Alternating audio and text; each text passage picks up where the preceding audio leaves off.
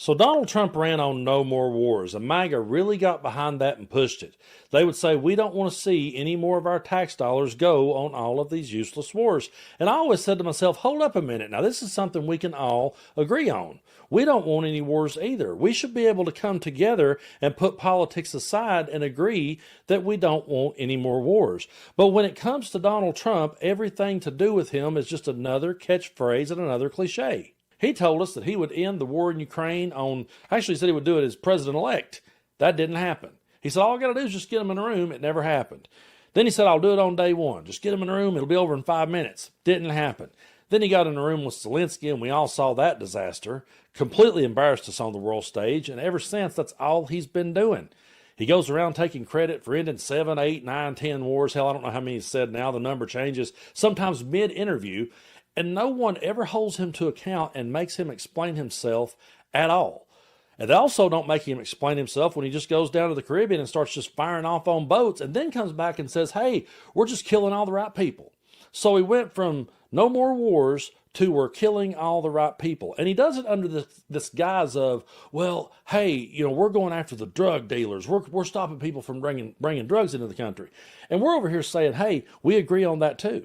I have never met a liberal that said to me, boy, I tell you what, I want to see drugs just poured in this country. We all want to see them stopped from coming into this country, and we also want to see the people trying to bring them into this country put behind bars.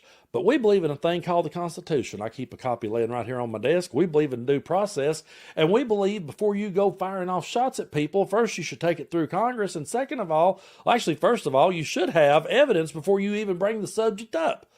But so far, they just say we're killing all the right people, and MAGA takes their word for it. Now, Jessica Tarlov over on Fox News, she's someone whose job I would not want for all the money in the world. I cannot imagine what it has to be like to sit there every day with those douchebags and just have them say all their smart-ass Beavis and Butthead style of commentary, and that's actually an insult to Beavis and Butthead.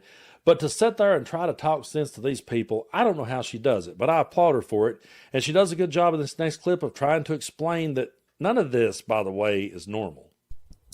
Well, I think that there's always a choice, and you're right about the demand issue, and I wish that we could do more about that. And this has been going on forever, that we have a drug consumption problem here and a drug supply problem coming from South and Latin America. So I totally get that. But when you're looking at how this fight is being executed at this particular moment, it doesn't make a lot of sense. First and foremost, the fact that no one can confirm that we've actually been taking out narco traffickers or huge drug traffickers, however you want to say it. And last week when we were talking about this, Dana had just seen the alert that the admiral in charge of the Southern Command had resigned.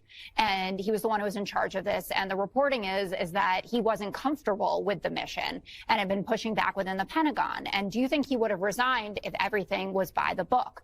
So we have 32 people that have been killed so far, 7 individual strikes. We know that the Colombian president is alleging at least that an innocent fisherman was murdered. We know that there's a family from Trinidad who's saying that a member of their family was killed. And then it is really important that we have repatriated 2 people, one to Colombia, one to Ecuador, because that indicates that we don't have any evidence to prosecute them, that we didn't know who these guys were.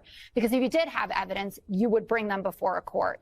And I know that you're going to make fun of me, and I am prepared for it each and every day. But drug traffickers also have rights. The law applies. We should have the evidence.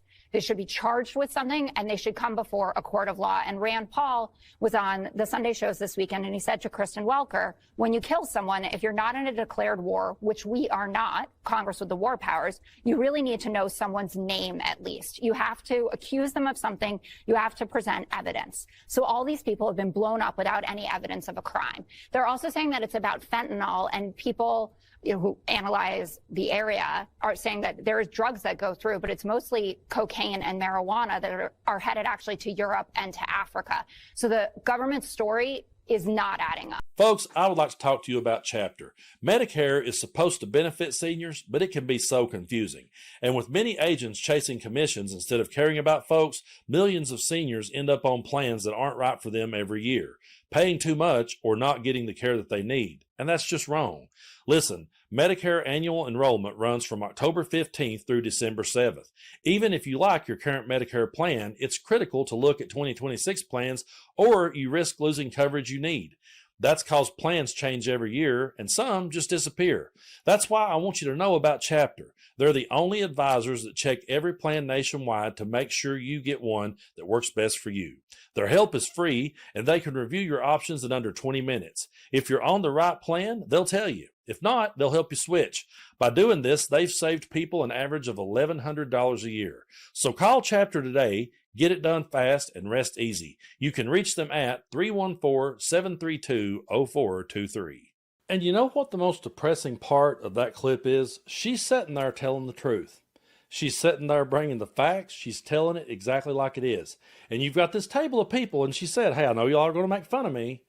And she has to sit there with them in that half circle, and they're just ready to pounce and make fun of her and laugh this all off like it's a joke and normalize and sane wash it. I know I use those phrases a lot, but that's exactly what the mainstream media does when they give Donald Trump a pass for this shit. And I don't care who you are in this world, even the most hardened of criminals deserves a fair trial. Now, yeah, there's always those certain situations when it's like bring them in dead or alive. But even in those situations, you have to have evidence for who you're going after. And I have to say this every time. If they can turn it on those people, they can turn it on you. If they can take the Constitution and the rule of law away from those people, they can and will do it to you. And MAGA just lives in this bubble where they think, oh, no, that could never happen in our world. He would never do that to us. But he absolutely would do that to them and wouldn't think twice about doing it. And then you would have that half circle sitting there. I mean, I don't want to make predictions here. I sure don't want this to come true. But it would not surprise me one day if Donald Trump just turned it right on his own people. And then there's Jessica Tarloff on Fox News saying, hey, this ain't normal. He shouldn't be doing it to his own people. And here will be Jesse Waters sitting there like, oh, yeah, it's okay, and making a joke out of it. Because that's the crazy world that we live in now. You sit and you watch the news and you say, is this real? Like, if I had have went into a coma like in the 90s, and let's say I was just waking up out of it, I would be looking around thinking that they had some sort of satirical, Mr. Show, Bob and David thing going. I'd be like, there's no way this is reality. There's no way that a lady is sitting on a news channel explaining this basic elementary school shit. And then you got grown men sitting there just making a joke about it, and a president making a joke out of everything and just running over top of whoever he wants to, and nobody sees the serious nature of it. And when you try to call it out, you just get met with a bunch of Beavis and Butthead style rhetoric. And so how can you ever win? And how can you ever win when Donald Trump brought people into the conversation that is watching the government play out like a reality show? So to them, it's no different than when they're sitting there watching a reality show and they're watching someone get voted off. They think Trump can just do whatever he wants to. They think that the government can be ran with just like a reality show. And because, I'll be fair here, because government has never really worked for anybody and people have always struggled, and so many people have grown up in a world where they struggled and lived hand to mouth and could never get ahead in this world. Well, yeah, they look over at Donald Trump and, he's doing all this shit, and to them it's like, well, at least he's doing something, man. At least he's trying. He don't give a shit. But they don't realize the danger in letting him do it. And they don't understand why we have the rules in place that we have, why we have the hoops in place that we have, that people are supposed to jump through. And I don't care who it is. Like she said, the biggest drug trafficker in the world, you can sit back and say, well, it's drug traffickers. Okay? You have to have evidence of that first. First and foremost, you have to have evidence. Second of all, even the most hardened of criminals deserve a fair trial. And you beat them there. And then you send them to jail for the rest of their life, or if the death penalty is on the table, go for it. Whatever you do, you make that decision there. The president is not here to be the judge, the jury, and the executioner. It's not a reality show. That's not how this world is ran. But they all sat back and shouted, no more wars, no more wars. They never meant it. It was just a catchphrase. They never cared about grocery prices either. None of the things they ever cared about. They never cared about the Epstein files. None of the stuff they've ever ran on do they actually deep down care about. It's just a talking point so they can be the winner on their little reality show.